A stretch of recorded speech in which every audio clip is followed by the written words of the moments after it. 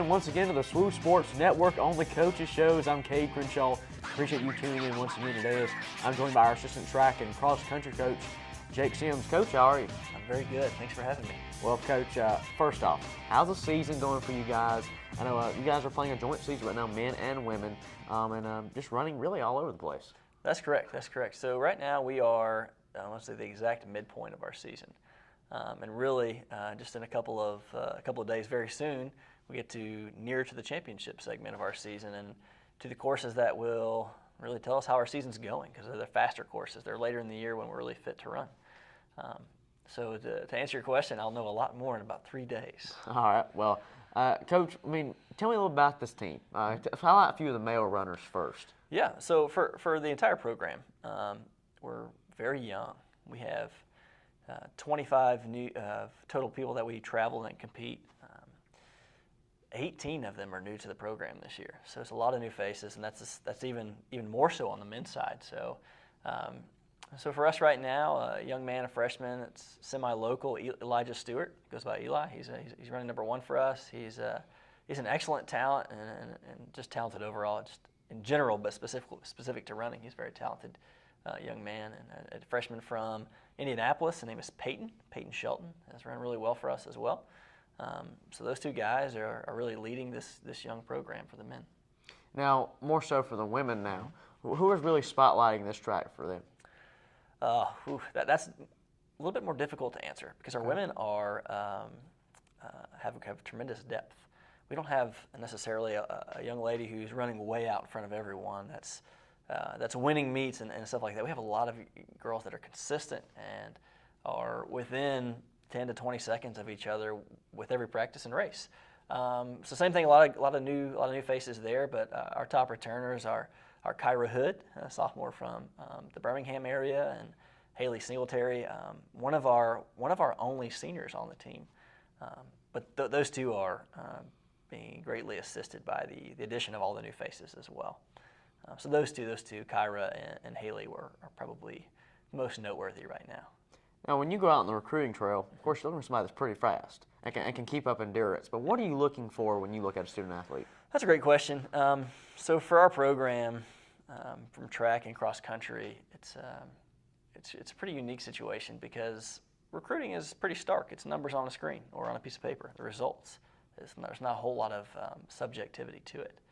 But for us, we kind of use it as an opportunity to minister to kids and find kids who need to be a part of our program. And we sit back and do something that a lot of college coaches can't do. We kind of surrender some of that control.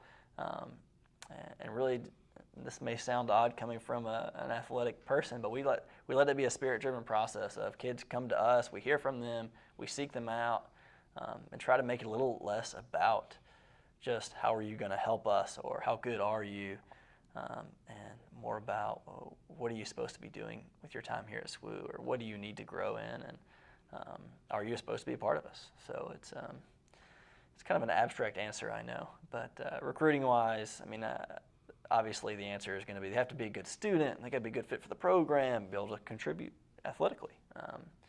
But all those things have taken care of themselves when we've kind of filtered our recruiting process through kids that are supposed to be here. So this way I can say it. Well, give me a little insight on the day of a cross-country runner. I mean, you're balancing the academic side in your classes, but also what's the strength and conditioning programs, and also what's practice look like? That's a great question. It varies tremendously from person to person. So we have a variety of different types of athletes and skill sets. But for us, generally, we'll have 3 to 4 morning practices a week, where this time of year it's still very warm in the afternoon, certainly humid, and we can have a significantly better quality in the mornings because the temperature's lower and there's not conflicts with class schedules. So for us, we do a lot of morning training. That's lifting and running, and that gives them a lot more freedom in the evenings to be a part of the campus life, or to have extra time to study. Because I can get them to wake up early to train, but I'm not going to get them to wake up early to study, right? So that's an easy answer for our group of athletes right now, is that we're really pushing them in the mornings and have a lot of freedom. We do train in the afternoons some, but But yeah, that gives them some structure because they know they have to be up early. That means they're going to bed reasonably because they're at least a lot of them are learning. If I don't go to sleep at a reasonable hour for a college student, then I'm gonna have a pretty miserable experience because I'm not gonna be sleeping at all. So it provides some structure for them. But yeah, good question. Now, those are the easy ones. Let me move on to a few more tougher ones. You ready? Bring it, yeah. All right, favorite food? Oh man, probably have never heard this answer. I love mushrooms. Really? Any kind of mushrooms, yeah. Like mushroom pizza Yeah, as a anything. topping? Yeah, as Anything? a side, a topping, whatever. I'm all about some mushrooms. All right, favorite TV show or movie? West Wing, it's kind of a throwback. I don't even know when that was. I guess the early 2000s probably. I'm a big fan of American history and the political process and political history, so that kind of engages me. All right, now you're out of the office. Sure. Day off, no practices, you're out of season. What's the average day going to look like? I don't even know.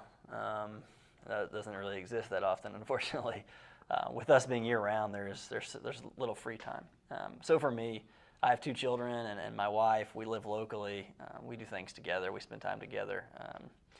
And so it's really just whenever I'm not here, whenever I'm not with my SWU kids, I'm at home with my wife and my kids. So it's my wife is a much cooler person than me. She's much more fun. So whatever she wants to do, it generally brings me out of my shell, and we'll go do fun things. All right, you just won the lottery. You just won the lottery. Oh, $50 that's million. good news. $50 million. That's good What's the news. first thing you buy?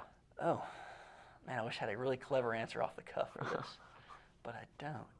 I need gas in my truck. I'm really low on gas right All now, right. so that would be the first thing to get me to wherever my next purchase would be. All right. He's Jake Sims. He's our assistant track and cross country here. Coach here at SWU. Coach, appreciate your time and best of luck the rest of the season. Thanks a lot. Yeah, thanks. All right. Thanks for watching the SWU Sports Network. I'm Kate Crenshaw. We'll catch you next time.